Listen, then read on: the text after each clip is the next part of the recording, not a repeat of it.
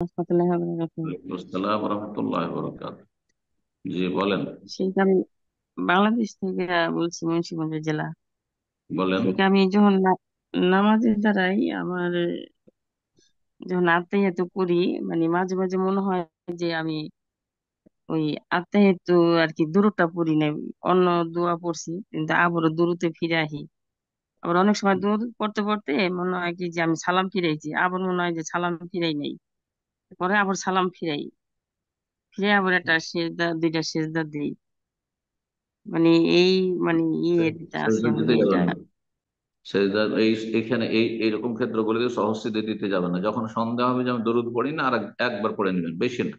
বারবার সন্দেহ হচ্ছে আর পাঁচবার সাতবার করে দরুদ পড়ছেন, আবার ফিরে আসছেন, এটা অস্বস্থার রোগ। এই সুযোগ দেবেন না শয়তানকে। শয়তানকে সুযোগ দেবেন না, না হলে আপনি রোগী হয়ে যাবেন।